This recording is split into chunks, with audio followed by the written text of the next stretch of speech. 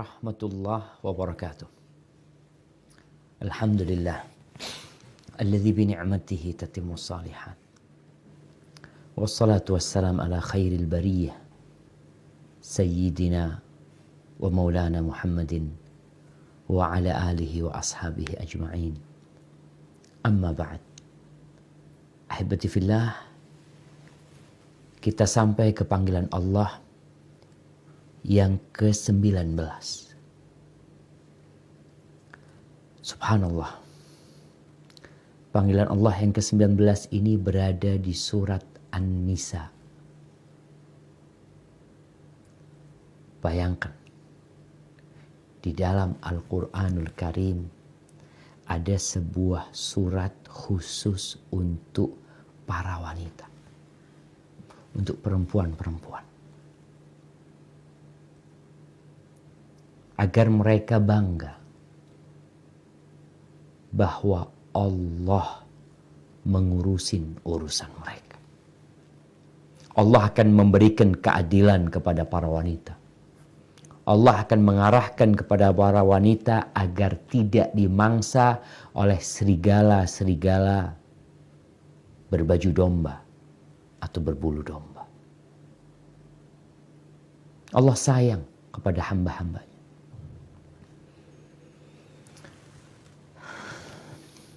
Ada di ayat ke-19 di surat An-Nisa. Sebelum Ana bacakan ayat ini, ada sebab turunnya ayat ini. Kita tahu masyarakat jahiliyah, mereka kurang menghargai wanita. Bukan hanya di Arab, di berbagai penjuru dunia. Bacalah bagaimana wanita di Yunani, bagaimana wanita di Romawi, di Persia, di India, di Cina. Baca tentang bagaimana kehidupan mereka. Mereka seakan-akan makhluk yang tidak punya hak untuk hidup, kecuali apabila lelaki memberikan hak tersebut. Allah mengatakan, wa idza busyira ahaduhum bil untha dhalla wajhuhu muswaddan wa huwa kadhib. Apabila sebagian di antara mereka dikasih kabar gembira dengan anak wanita, maka wajahnya jadi hitam. Mereka menahan diri, nggak suka dengan anak perempuan.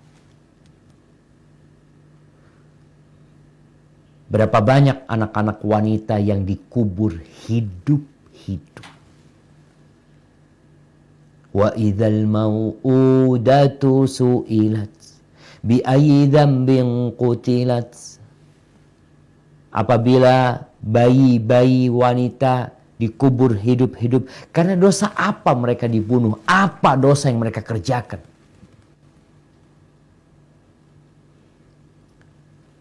Subhanallah. Ketika mereka besar pun, mereka dieksploitasi. Maka sebab turunnya ayat ke-9 dari surat An-Nisa ini disebutkan dalam riwayat Imam Bukhari dari Abdullah bin Abbas radhiyallahu anhu. Beliau berkata, kanu idza mata ar-rajulu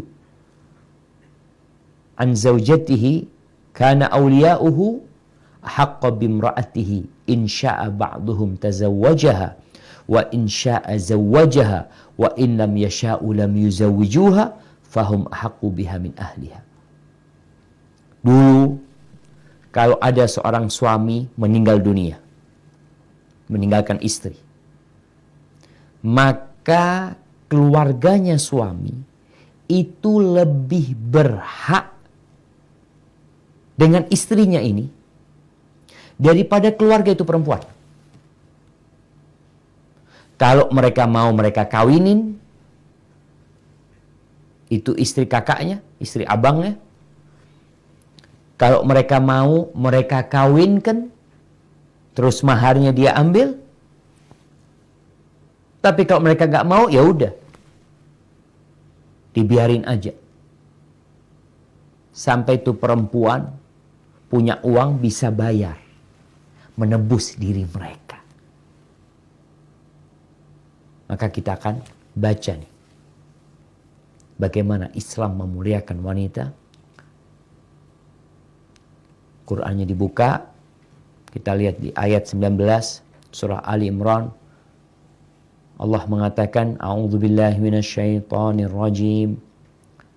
Ya ayyuhalladzina amanu la yahillu lakum an tarithun nisaa karha wa la ta'duluhunna litadhhabu bi ba'di ma ataitumuhun illa an ya'tina bi fahishatin mubayyinah وعاشروهن بالمعروف فإن كرهتموهن فعسى أن تكرهوا شيئا ويجعل الله فيه خيرا كثيرا.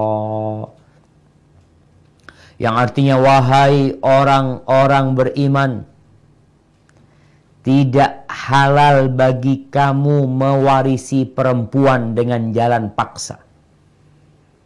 Dan janganlah kamu menyusahkan mereka karena hendak mengambil kembali sebagian dari apa yang telah kamu berikan kepadanya. Kecuali apabila mereka melakukan perbuatan keji yang nyata. Dan bergaulah dengan mereka menurut cara yang patut. Jika kamu tidak menyukai mereka, maka bersabarlah, karena boleh jadi kamu tidak menyukai sesuatu, padahal Allah menjadikan kebaikan yang banyak padanya. Subhanallah, jemaah. Setelah turun ayat ini, mulai itu perempuan jadi punya hak waris. Dulu warisan nggak dapat, malah mereka diwarisin. Dulu warisan mereka nggak dapat. Perempuan itu diwarisin oleh keluarganya. Mau diapain terserah mereka. Setelah itu istri dapat berapa? Kalau suaminya nggak punya anak, maka dapat 1/4. Masya Allah. Bukan harta gono gini. Warisan. 1/4. Itu dari harta suami. Kalau istri punya harta, ya hartanya dulu, diambil dulu hartanya istri. Kadang-kala istri juga punya warisan dari orang tuanya. Istri mungkin juga punya usaha. Istri juga punya harta hadiah dari suaminya. Ketika suami meninggal dunia dalam Islam, dipisahkan dulu mana hartanya suami, mana hartanya istri. Bukan harta gonogini, bukan. Memang miliknya istri. Setelah itu diambilkan 1/4 dari hartanya suami yang sudah meninggal dunia. Kemudian, sebagaimana Allah mengharamkan mewarisi wanita, juga diharamkan perempuan ini ditahan, disakiti, diganggu. Suami tidak mau menceraikannya. Suami menuntut istrinya yang gugat cerai agar istrinya bayar. Karena kita tahu khulu itu perempuan membayar, mengeluarkan sesuatu dari maharnya, mengembalikan maharnya full atau apa yang diminta sesuai dengan kesepakatan di antara suami istri. Dilarang kalau ada laki-laki yang menyakitin istrinya, mengganggu istrinya, mendolimin istrinya dengan harapan istrinya yang gugat cerai sehingga istrinya yang akan bayar. Para laki bertakwalah kepada Allah Azza wa Jalla. Kalian mengambil itu perempuan dari orang tuanya dengan kalimat Allah Azza wa Jalla. Itu perempuan awalnya haram buat kalian menjadi halal. Itu juga karena kalimatullah. Dan itu amanah dari Allah Azza wa Jalla. Kalau engkau gak suka sama istrimu, jangan disakitin. Subhanallah. Kecuali perempuan ini, na'udzubillah, selingkuh, berzina. Maka sang suami boleh menuntut dia untuk dia gugat cerai dan dia bayar. Ketika ketahuan istrinya memang berzina. Kemudian di penutup ayat, Allah Azza wa Jal memerintahkan kepada hamba-hambanya yang beriman tentang bagaimana seharusnya membangun rumah tangga, menyikapin para wanita, makhluk yang lemah ini. Maka kata Allah Azza wa Jalla, wa'ashiruhunna bil ma'ruf. Bergaulah dengan mereka menurut cara yang patut, cara yang baik. Fa in karihtumuhun, kalau kalian benci sama mereka, ada suami-suami yang mungkin gak suka dengan istrinya. Mungkin istrinya kadangkala memiliki kekurangan di fisik. Mungkin istrinya tidak pandai memasak. Mungkin istrinya melakukan kesalahan. Allah perintahkan wa'ashiruhunna bil ma'ruf. Pergauli mereka dengan cara yang patut. Fa in karihtumuhunna, kalau kalian benci kepada istri-istri kalian, maka Allah suruh sabar. Sabar. Fa'asa an takrahu syai'an wa yaj'alallahu fihi khairan katsira. Bisa jadi yang kalian benci, ini harapan Allah menjadikan kebaikan yang banyak di sana. Maka para suami diperintahkan bersabar menghadapi istrinya karena perempuan ini memang dari tulang rusuk yang bengkok. Kemudian kata Nabi SAW, la yafraq mu'minun mu'mina, nggak boleh seorang laki-laki yang beriman membenci istrinya yang beriman. In kariha minha khuluqan radhiya minha akhar. Kalau ada perilaku istrinya yang tidak dia sukai, bukankah ada perilaku yang baik yang lainnya? Kenapa engkau menikahin dia? Kenapa engkau datang meminang dia? Begitu pula para istri.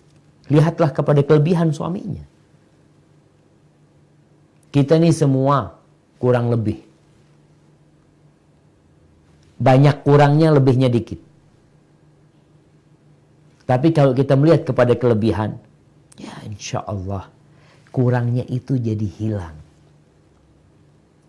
Jadi kalau ditimbang-timbang insya Allah manusia ini, ya kalau tadi dikatakan kurangnya banyak, enggak juga lah. Banyak lebihnya. Kurangnya 1, 2, 3. Lebihnya 10 tapi enggak dilihat. Masalahnya kita tidak memandang kepada kelebihan. Kita memandang kepada kekurangan. Kalau istrimu ya ada kekurangan dari sisi fisik. Subhanallah, mungkin dia ada kelebihan dari sisi akhlak, perilaku.